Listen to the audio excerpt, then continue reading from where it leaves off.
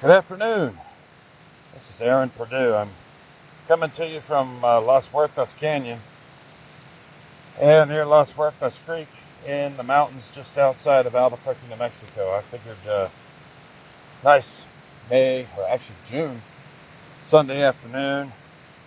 We're in between spring and the monsoon season, so June is the hottest part of the year for us before the rainy season sets in. So a lot of times you go up into the mountains to cool off. Let me show you this relaxing space here.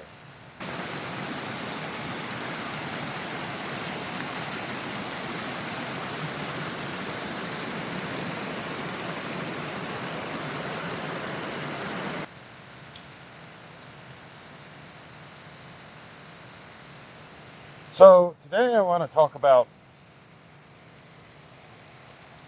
relationships and how they're broken. Very important dynamics because our society is in fact broken. But why? And how do we fix it? So, let's see if I can find a nice place to sit here.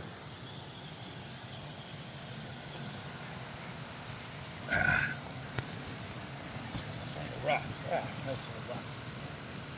Right. Let's sit on this rock. All right, enjoy the water here and everything. So why? Society is broken because the family is broken. Because the family unit is broken. So, in the last video we were talking about, or I mentioned briefly, ninja shit, right? What a certain demographic of people refer to in regards to how the ruffians in their culture do things. However, it's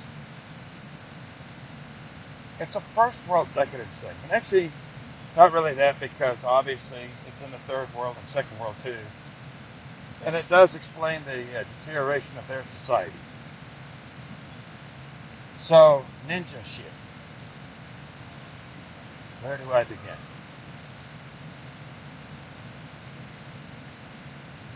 The three monotheistic world religions, the three major monotheistic world religions, have pretty much the same creation story. And on the sixth day of that creation story, it says that God created man and he gave him dominion over the creation, right? Over the earth. Now, some evangelical Christians will tell you that, this gave the chief angel Satan jealousy because he had dominion over a previous creation, which once he rebelled, that previous creation was destroyed, and then the new creation made in God's image, was put in dominion over the new creation. And therefore Satan set about to disrupt it, right?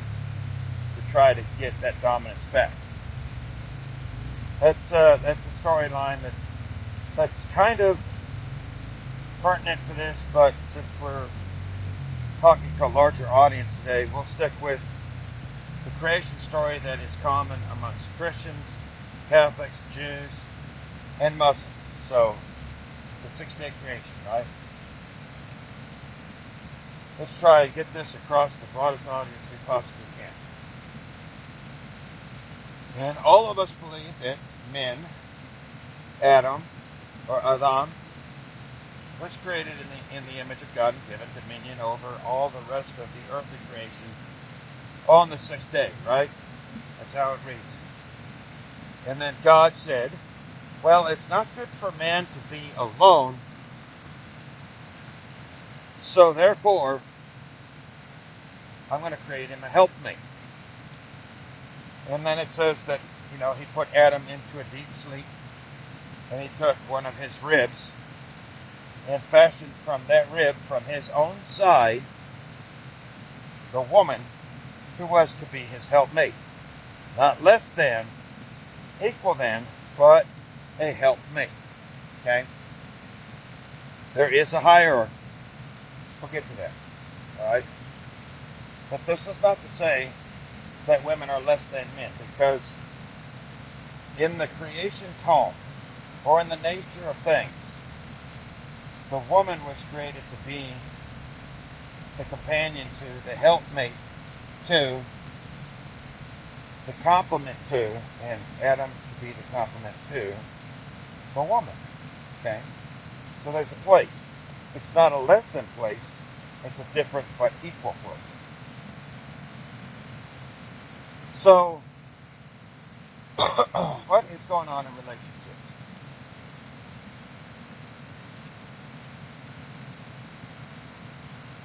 Here's the best way that I know to explain this from a metaphysical point of view. Okay? In the same creation story that is shared by all of the major monotheistic or theistic faiths, it says that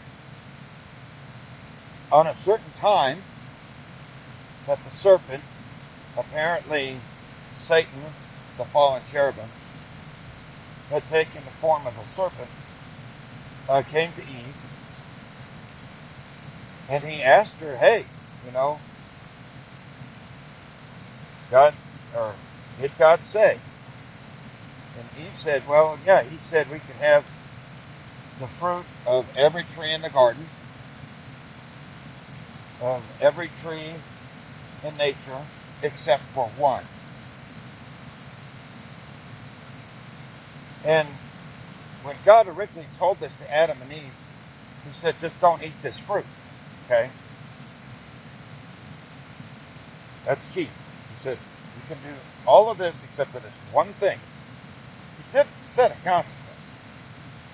But Eve kind of added something in, which is true, but it's key. Okay? So she reported back to the serpent, the talking serpent. Well, yeah, he said we can have everything in the garden except for one, lest we die.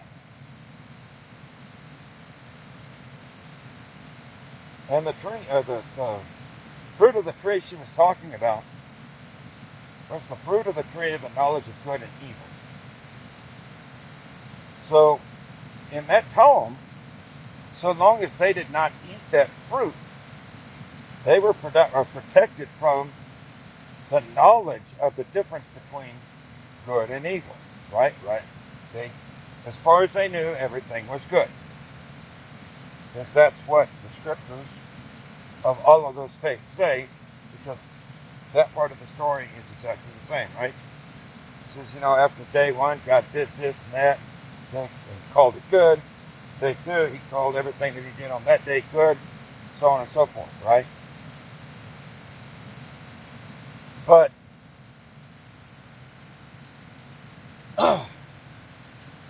once she said that the serpent, Satan in the form of the serpent, told her, well, that's not true. Said, if you eat of this fruit, you will become like God. And for our intents and purposes right now, that's where we're going to cut off the story, right?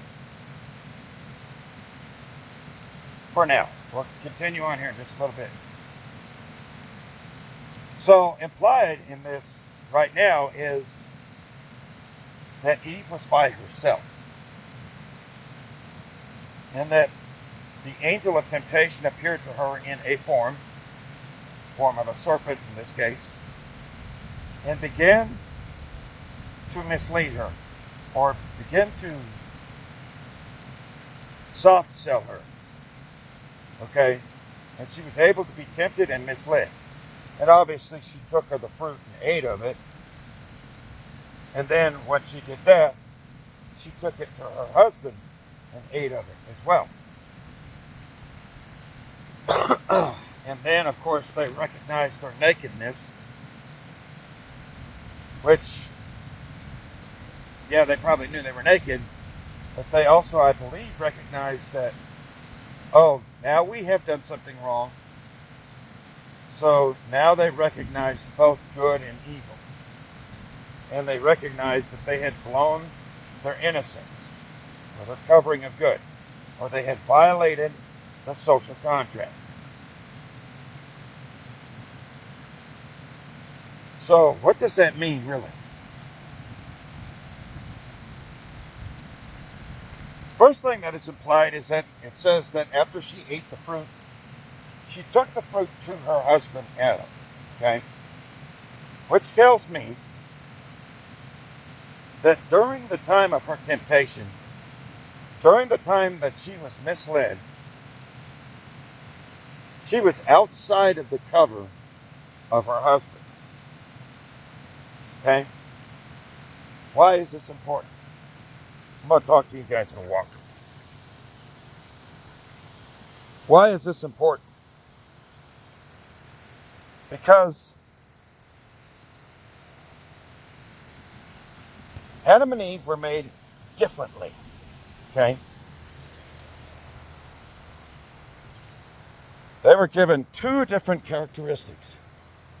They were, as you would say in Eastern tradition, the yin and the yang. All right? So, Adam being her cover, he had the ability of discernment. Okay?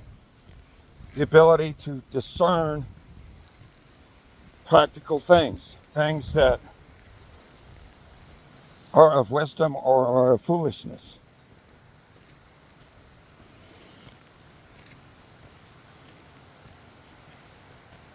I'll walk past these people here. Nice day for a nice place for families.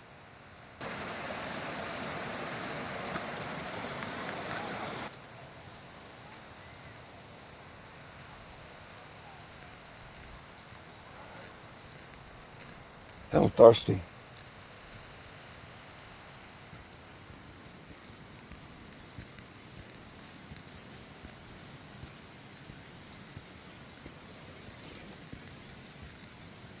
Oh man, that sun is bright.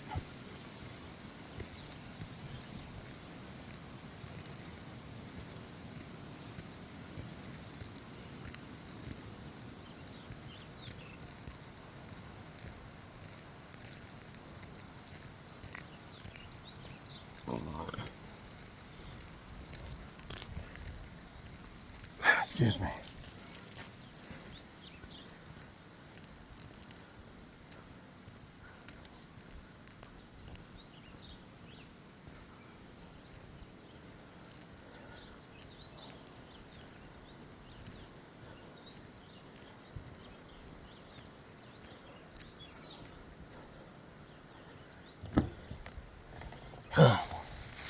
Yes, we have beverages.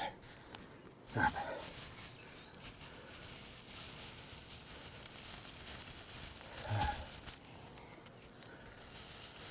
Take these both down to the creek and sit down.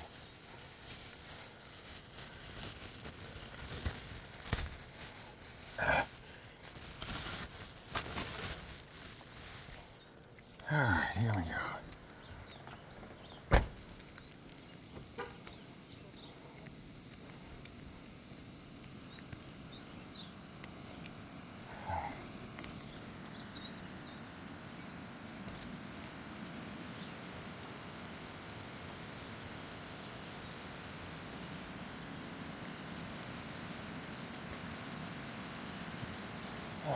Shady spot right here. Very good.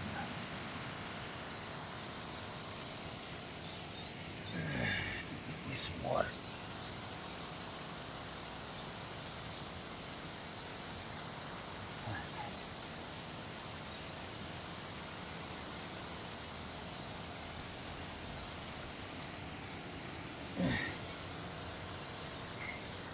All right. So Adam had the gift of discernment.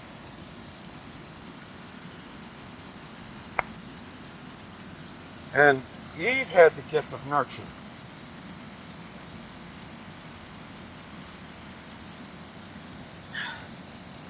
which is the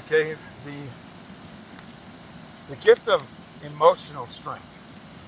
Not emotional strength, but strong emotions. The ability to have strong emotional reactions, and this is obviously a good thing because she needs to be able to react to the needs of the people around her once she starts having children, right? Obviously, this was before they had children. But she was already blessed with this. So she's absent of the gift of discernment. Or not absent, but she has less of that gift. Where Adam has the less of the gift of nurture. So, they were created to be helpmates for each other. Alright, so, in essence, since they were created one from the other, and both created in the image of the Creator in this story, essentially, once they came together, they would become one whole person. That was the idea, right? That they would complement each other. That one does not function well without the other. And that was the design, God's design, or nature's design, if you are averse to using strong religious terms or tones. Alright? So, ever since then, because of its disruption, because Eve was able to be drawn away or be tempted away from the discernment or the cover of her man, her husband, there has been a tension ever since. Okay? Now notice this. In the past, it has been said, hello, looking to get in the water? Yeah. All right, we got to relocate again. We got some people coming up here. Sorry about this, guys. Careful, it's very cold, okay? All right.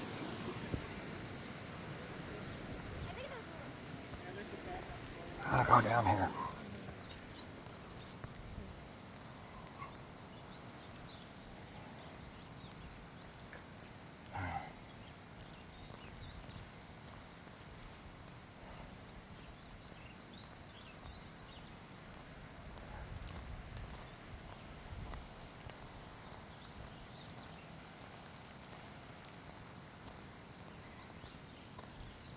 Go back to where we were before.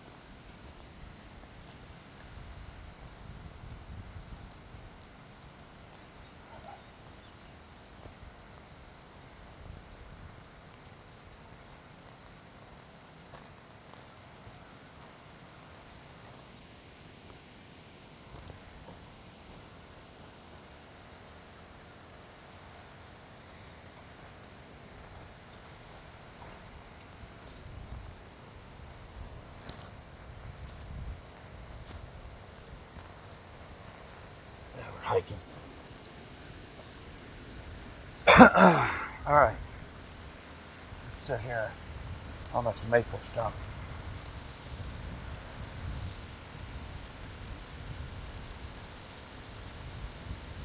My water bottle's gonna blow off or not?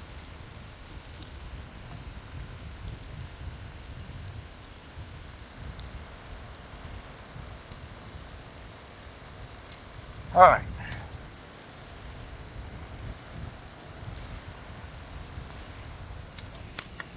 So,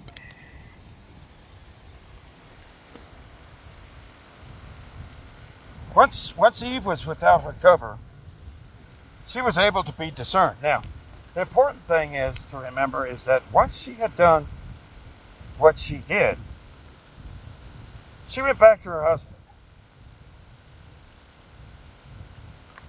Now remember, in discussions in the past, it's often said, sometimes people think, well, only one thing can be true. But sometimes both things of a certain narrative or both components of a certain thing can be true at the same time. So, once she went back to her husband, two things transpired at the same time. Okay? First of all, at that time she was the only other woman on earth, right? There was no other, according to the story. So, in a way, Adam didn't have much of a choice. But here's probably what transpired. She approached, or after she ate the fruit, and her eyes were opened to the knowledge of good and evil, or to Ratchenesd. Let's say that, right?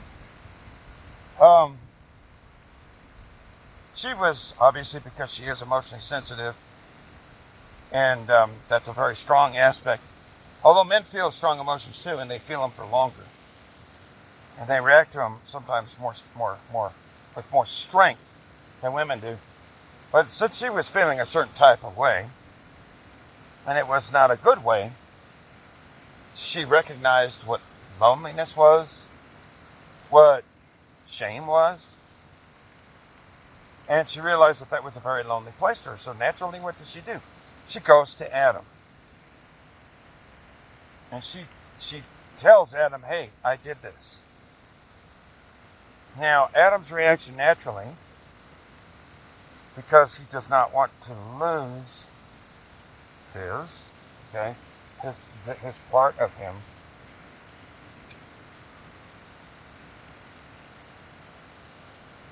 was to go ahead and assume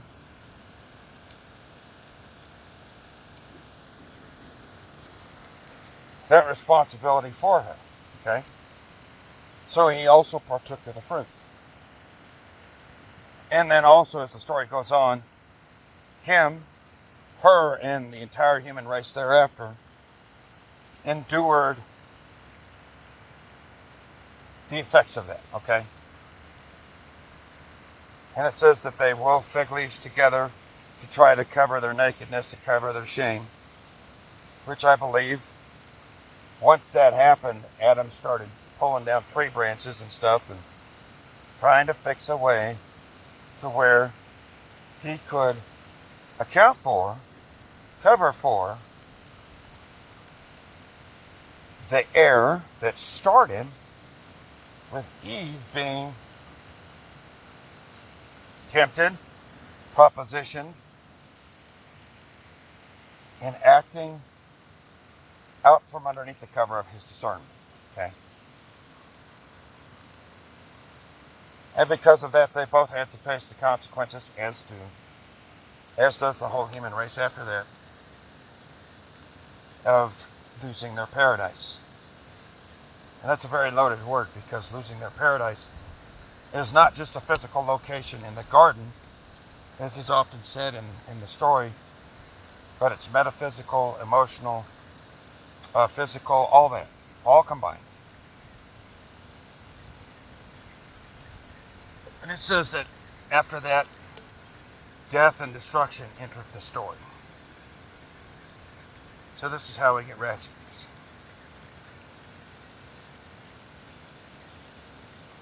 According to, if you were to run out the genealogies in the Bible, in the Tanakh, which is the Torah, and the writings of the prophets in the Jewish scriptures, which is the Old Testament in the Bible, which is, 2/3 of that, or the Quran, according to the genealogies that you wrote, so that was like 6,000 years ago, right? So as things have progressed over the last 6,000 years, these things have been building and building and building and building and building. Now, if you believe in end times prophecy, naturally you would go into, okay, it's built to this point and this is going to happen. That's a different discussion. But the focus is on the dynamic. All right, so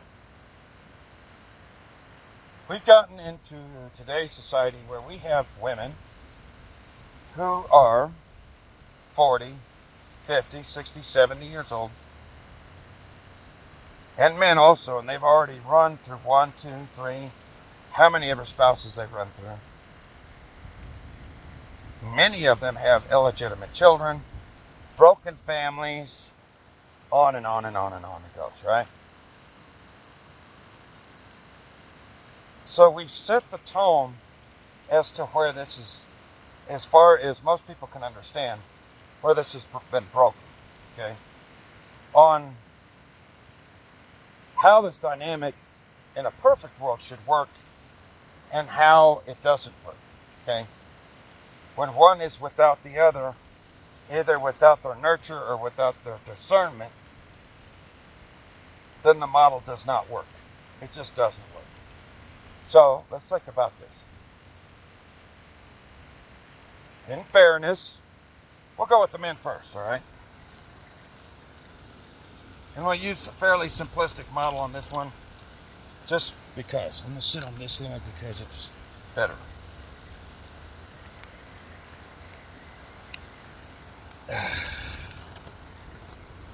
And this is a beautiful place.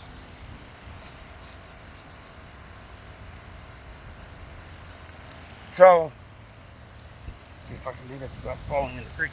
Yeah. Little beaver dam here. Absolutely beautiful.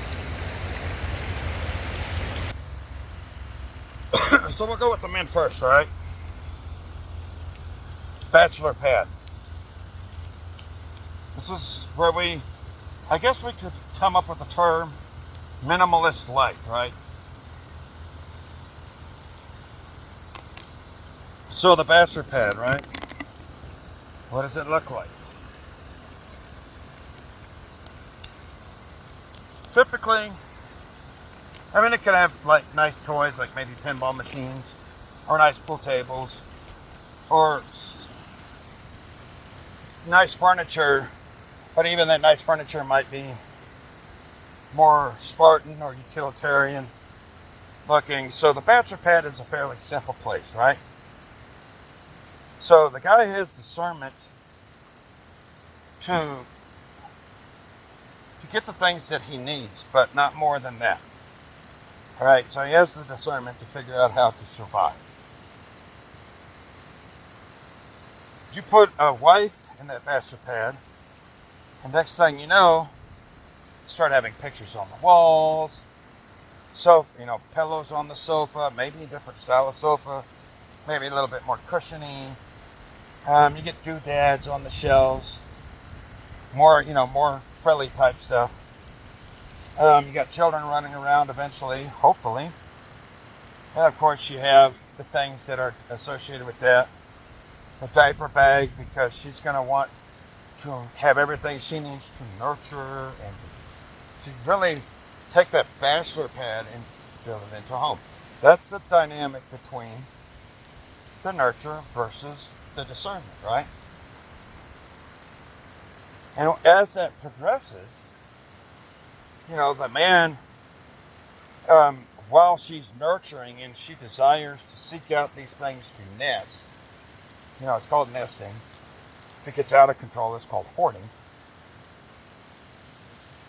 The healthy guy will sometimes put limits on that, like, okay, no, we don't need this many frilly things, or no, instead of getting this, let's get this instead. Yes, it's less frilly, but yeah, they're supposed to kind of balance each other out. That's kind of the most simplistic way I can come to explain this.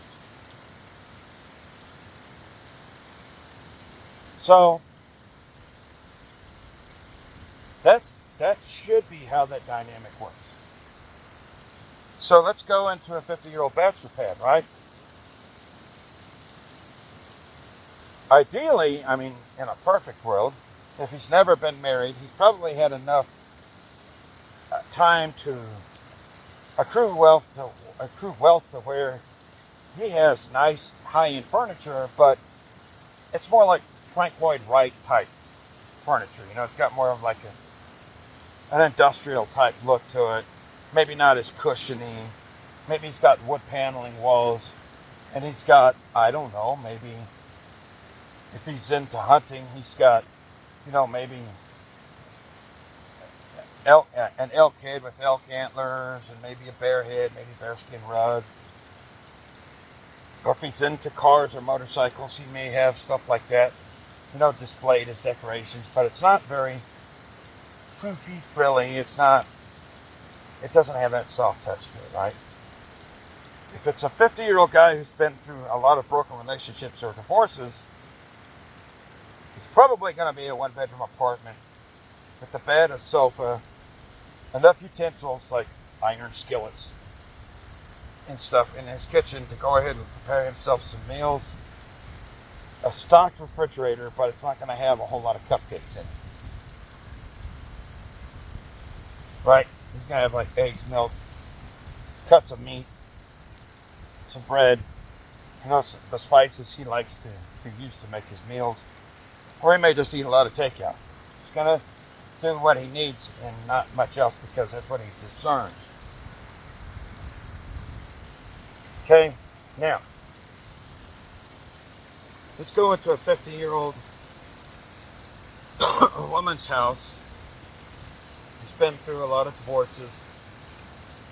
And because of her, and the bachelor pad, even though it's Spartan, it's probably going to be well maintained. And it's probably going to be clean. I don't know, they say cleaning is a woman's thing. Not really.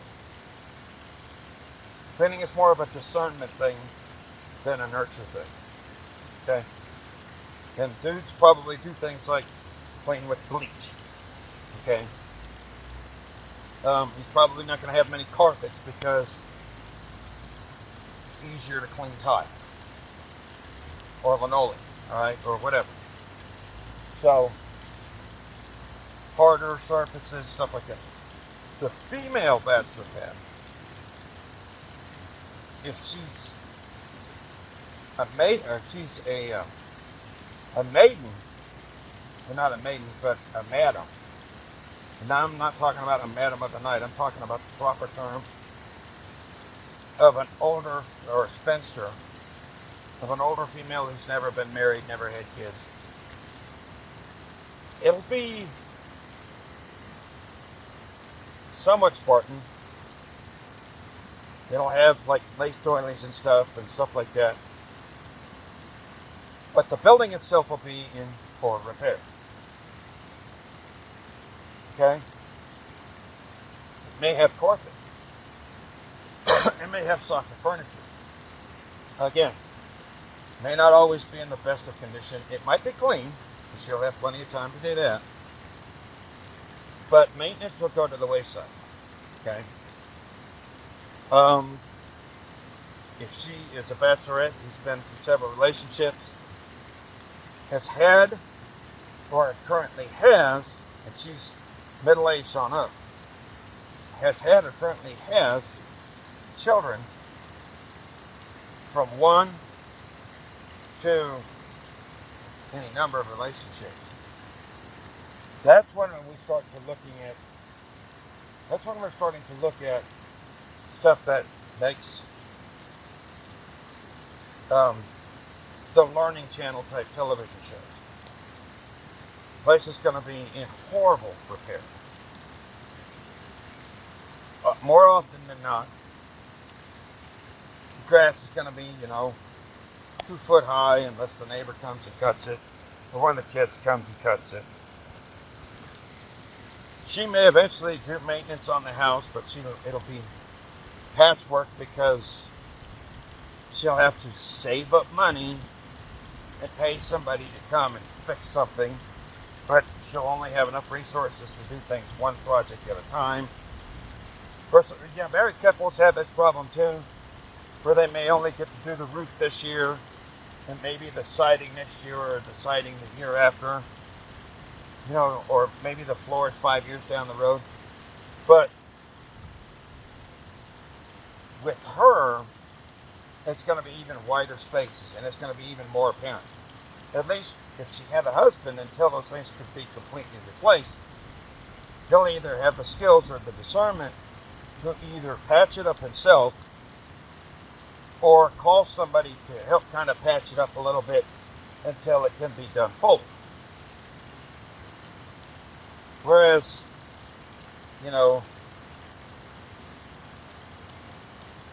a 60-year-old bachelorette who's been divorced twice and has 2 or more kids by 1 or more men, and now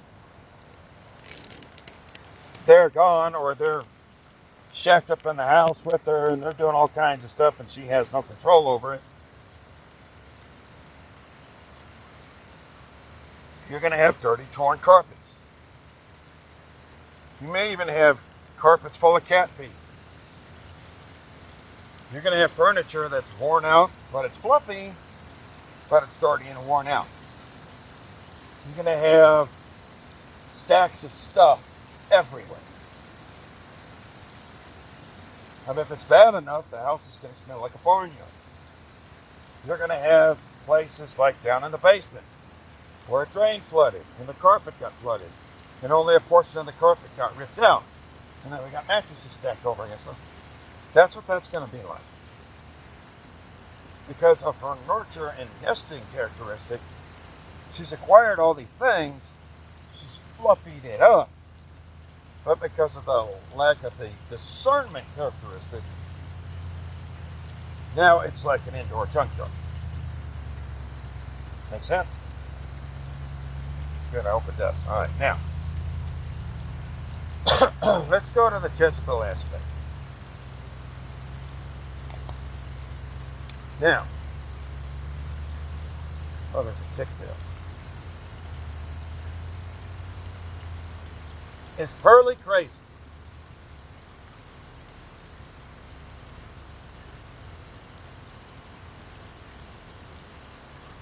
Extreme. But her line of reasoning is not crazy. And here's why. Okay.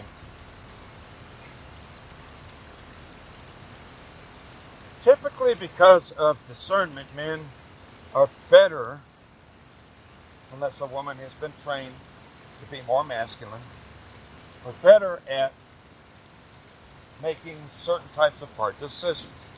So, moral decisions, economic decisions,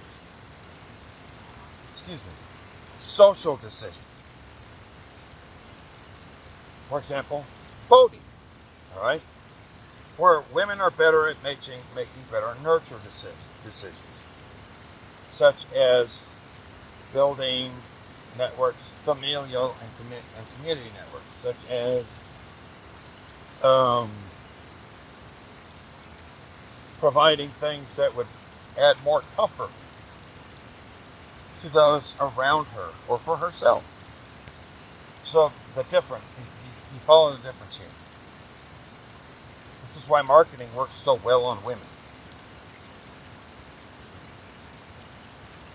It is, okay? Because there's always the softness, the better convenience, the ease that comes with it, which appeals to the nurture side, right? But women who lack discernment, what did I say discernment was associated with?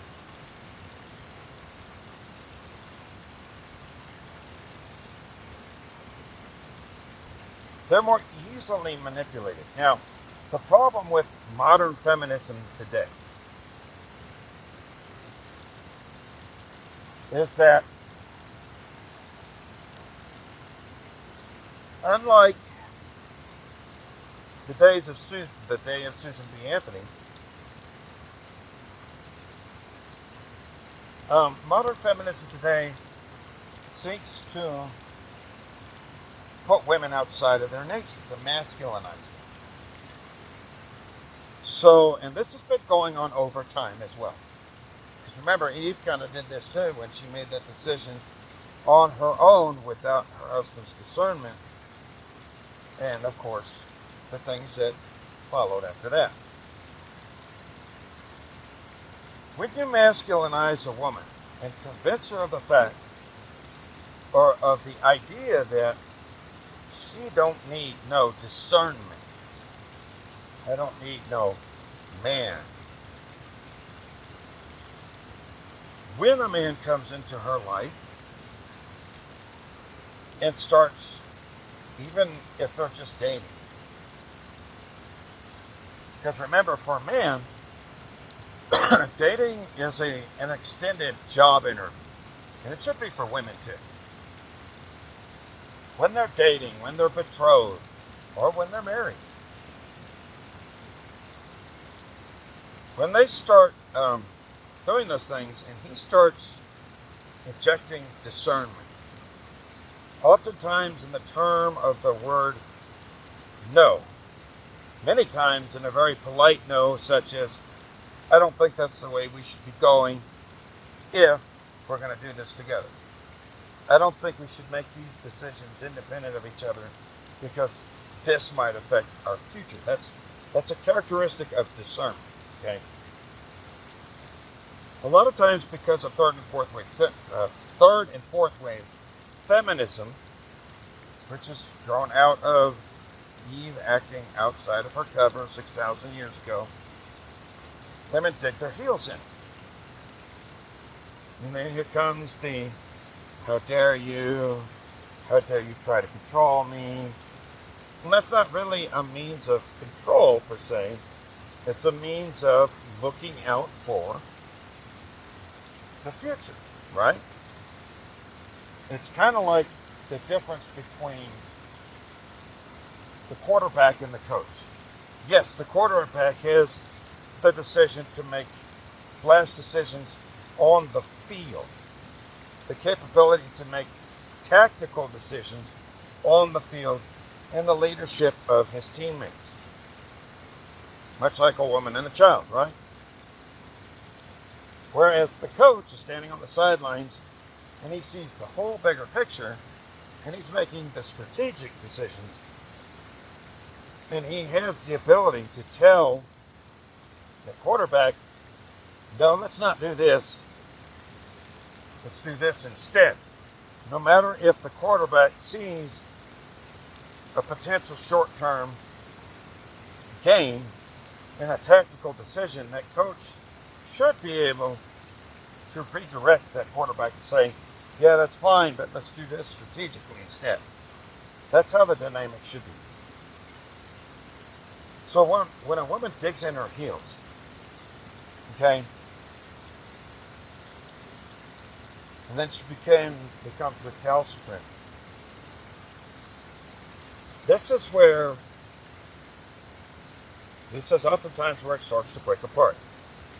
Now, yes, when a man abuses his discernment, such as, addiction to substances, such as abusing women, children, in physical or not safe to mention on YouTube ways, then obviously, yes, the woman needs to act tactically and do what needs to be done right now. Got it. Okay? That's not what we're discussing. We're discussing normal relations. When she does that, okay, that causes a lot of pain, angst, and craziness in a man. Here's why. What did Adam do when Eve came to him with the situation? Well, he obviously bit the bullet on it. because we know how men feel about these things. He loved her enough to take that on, okay? That's a man's love. But the other side of that is, and this is made as a joke all the time, but there's always truth to humor too. Hey Adam, if you want this, then you have to accept this.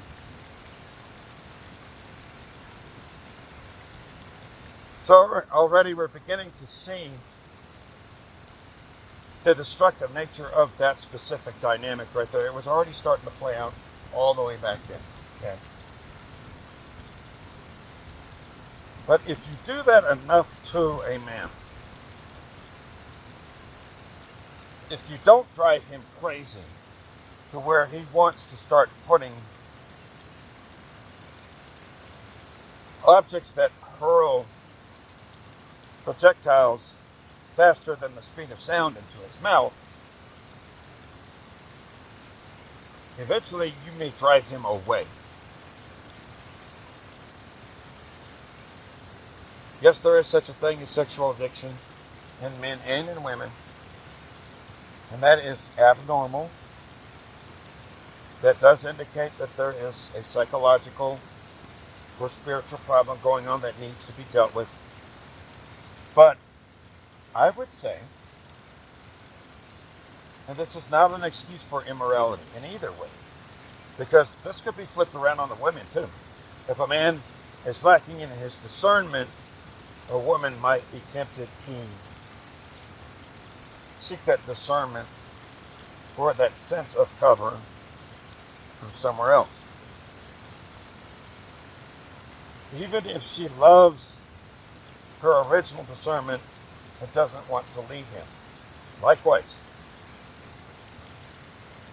the more that feminism drives to heel and causes that break to a man, the more he's apt to try to seek that nurture, that compliment, that comfort, that assurance, that companionship elsewhere, be it emotionally or sexually. And on both sides of the dynamic, this is where I believe that a lot of infidelities start. Okay? This is where I believe that a lot of relationships are broken. Curly is on to something in the fact that, do I agree with women losing all of their political, economical, civil rights? It wouldn't be that extreme. However, if fourth wave feminism does not cease or does not back off, if this continues, then there is a potential backlash to where that could happen. And the people who make this argument make very valid points. We could look at the growth of the welfare state and the dependency state from 1920 till now. You can statistically plot it. We could look at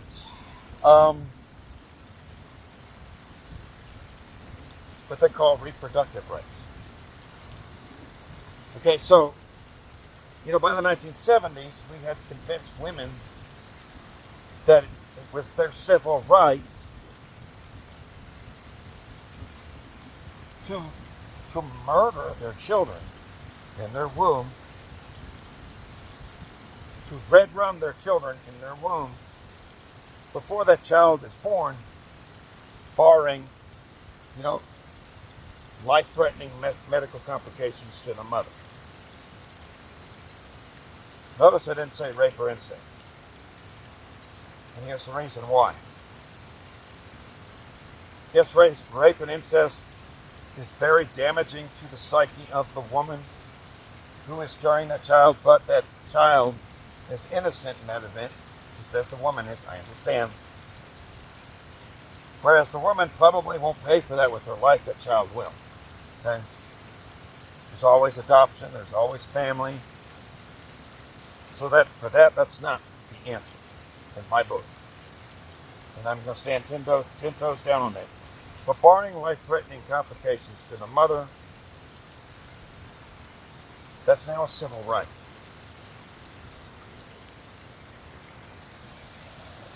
Let's give it a little historical context, because this is important. In all four, and I separate Catholicism out from evangelical Christianity, because in function, in a doctrine, they actually are separate religions, okay? That's why I say all four. All four of the major monotheistic religions, Islam, Catholicism, Judaism, and Christianity, evangelical Christianity,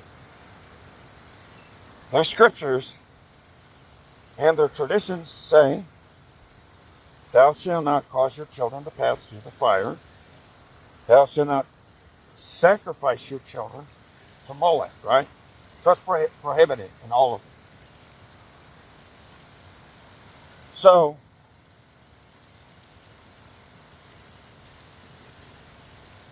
it's considered an abomination.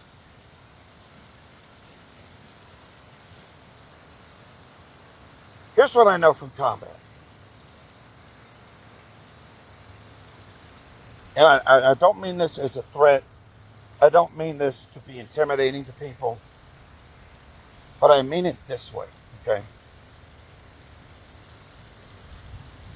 The first time I took a human life, I hesitated. Very dangerous. They could have gotten me killed. Okay? The next time it was easy. This is why oftentimes combat veterans who have had that happen or have had to make that decision, they have to be very, very careful on how far they allow people to push them. Okay? What am I trying to say? So once you taste blood, doesn't matter if you're a woman or a man, the next time is easier. The next time is easier. Next time is easier.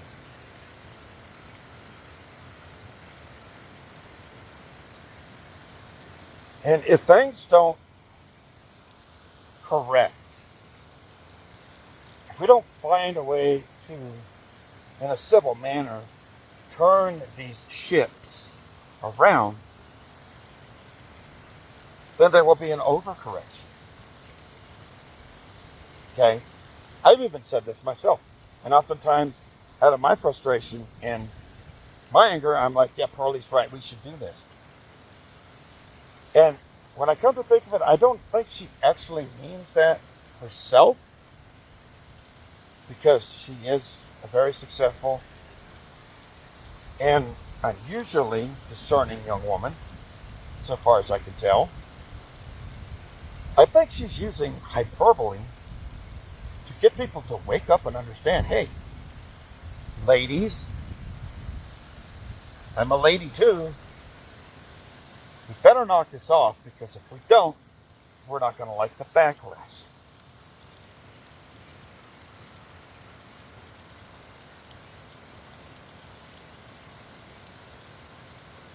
I've used this analogy before, and I'm going to use it again, okay? And I think it's fitting here.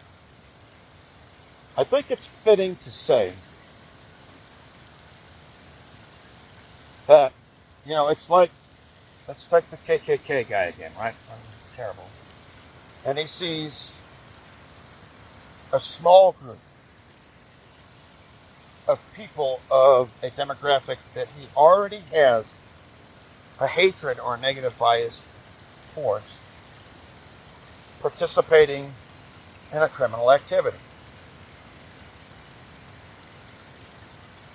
Well, in his warped mind, that gives him all the ammunition and justification for him to carry out or carry on with and carry out his hate and his hateful acts.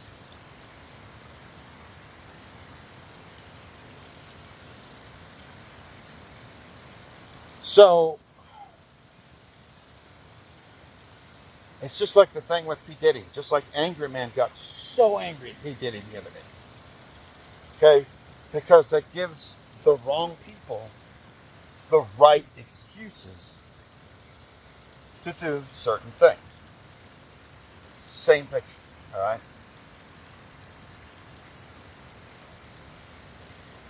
I'm trying to be as neutral as I possibly can on this. But the dissolution of the social contract between men and women is a horrible thing. And in my observation, in my belief, it is the cause of a whole lot, or a contributing cause of a whole lot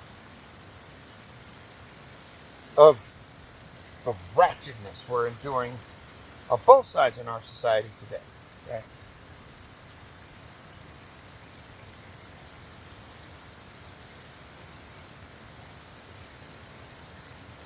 It's terrible.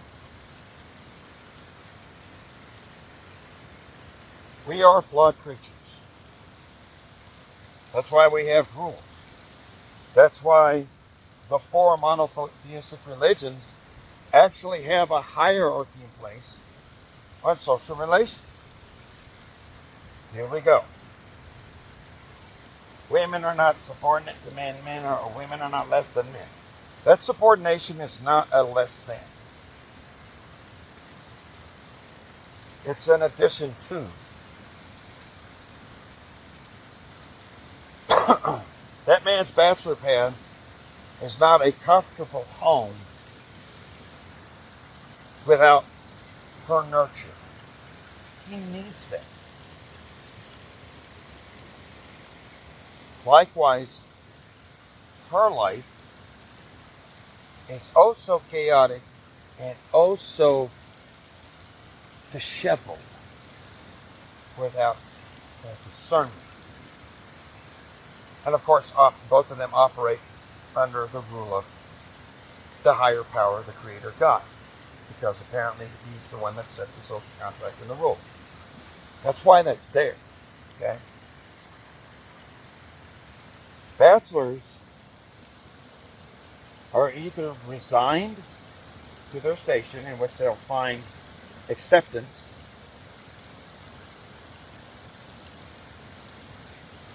and peace with their station if they are unsuccessful or fail to find nurture in the space of their life. But they don't feel complete or happy. Whereas women, without their discernment, always have that angst because they don't have that assurance. I'm not talking about money. Money is an outgrowth of those things. Yes, it can be. I'm talking about the metaphysical, the emotional, the mental, and yes, the physical. You know, that argument about if a woman's in trouble, if she doesn't have a man, she's going to call a man in a blue suit. If she doesn't have a man to help her fix the garbage disposal, she's going to call a man in a panel van with tools. Unless she knows how to do it herself, but more often than not, she does not. Because that's typically not in her lane. Okay, and it's not her fault. That doesn't make her stupid or incapable. That's just not characteristic. That's not how she was made.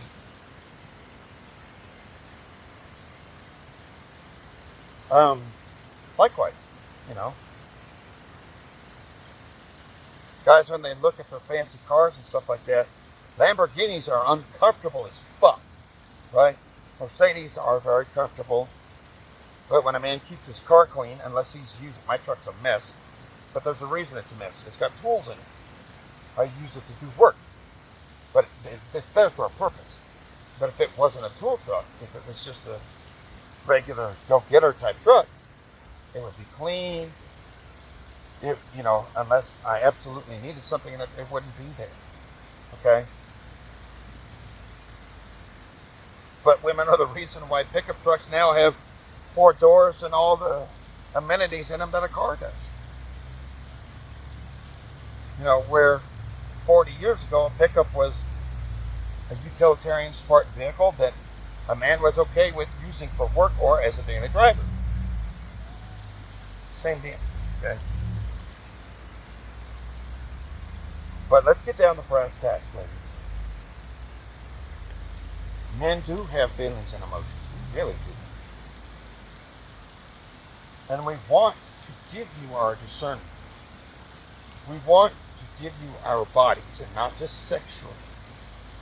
We want to build things for you.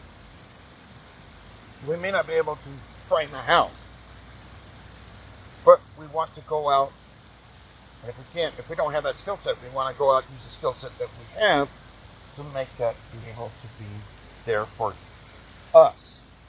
You and him. That's his discernment technique, right? We want also the nurture.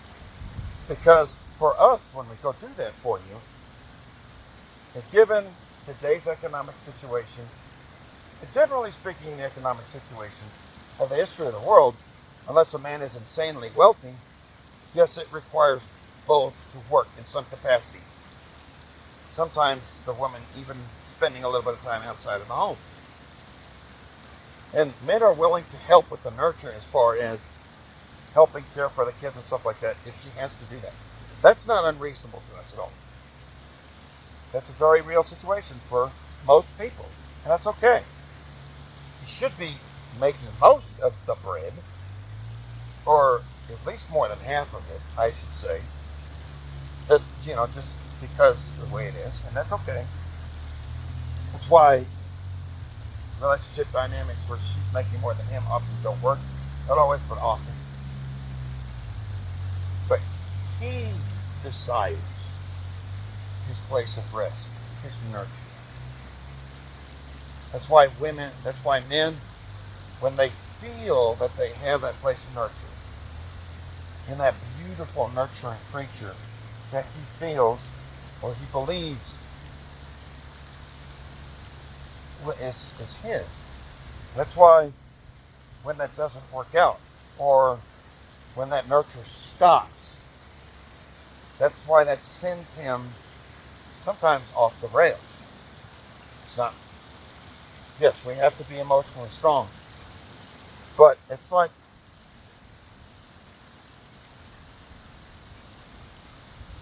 I'm a truck driver, so I'll make this analogy.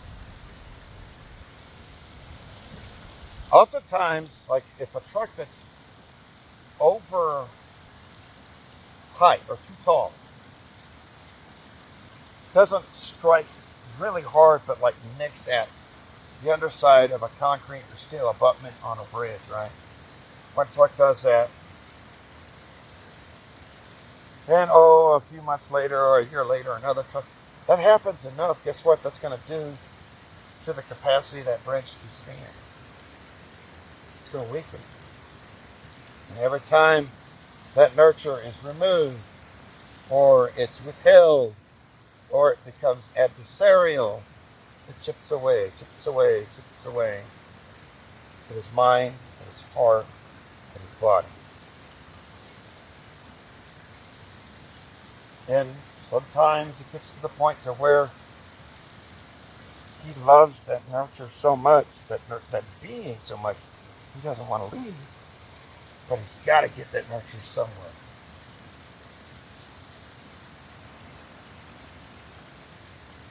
Not excusing his behavior. But oftentimes, if she doesn't receive her discernment, her protection, she'll seek it, even if it's temporary elsewhere. Likewise him. And then, of course, it destroys the family.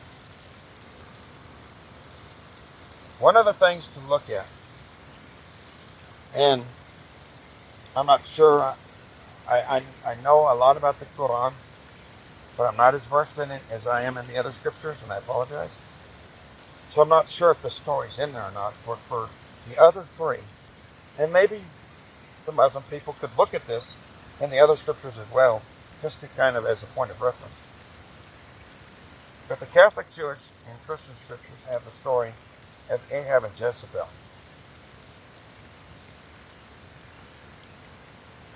And Jezebel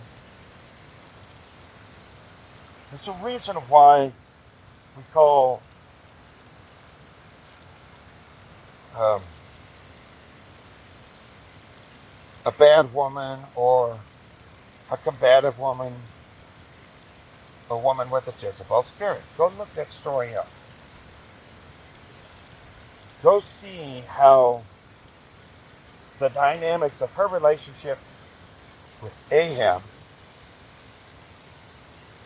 and how they undermined each other and how her spirit affected him, their family, and his kingdom. A very instructive story. Go read about her destructive end. Okay? That's all I'm going to say on that. I'm going to leave this proverb, or actually there's two proverbs. One is a whole chapter, so I'm not going to reference it all together. It's Proverbs 31. Actually 3. Because even though Proverbs 27:17 generally speaks about the relationship between human beings, especially about the relationship between two men in a mentor and apprenticeship relationship, and it's also effective here too. Where as iron sharpens iron, so one man sharpens another. That can also work in a marriage as well, or in a dating relationship. And they need each other to make each other better. The last one, men and women, and take this appropriately from whatever side you need to take this from. Solomon writes, and I don't remember the exact reference right now, but this is after Solomon had his 700 wives and 1,000 concubines. Solomon was a wise man, but he had to learn it the fucking hard way. And that's in those scriptures as well.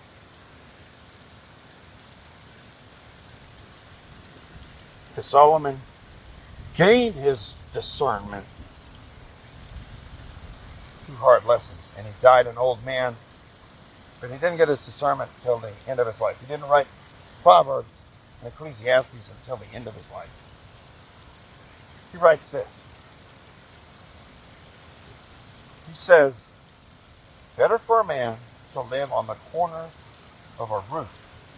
In today's society, better for a man to live in a tent on the street than to abide a quarrelsome woman.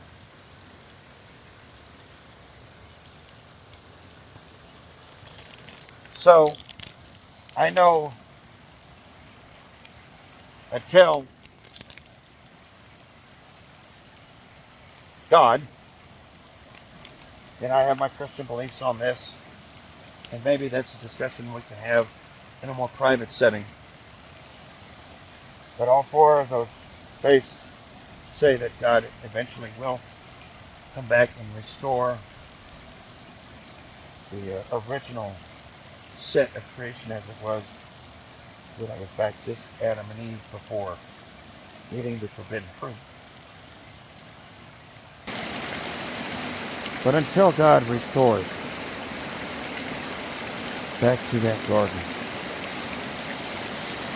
and yes, it's going to get worse before it gets better. All of those four religions, scriptures indicate that.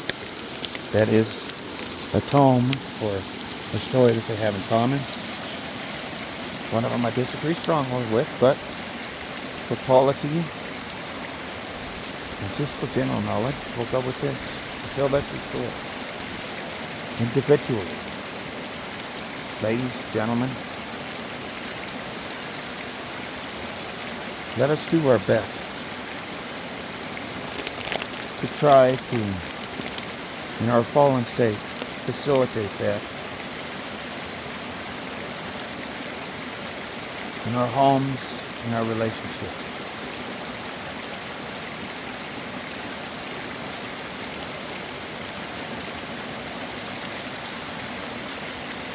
Because that's how we were designed to be.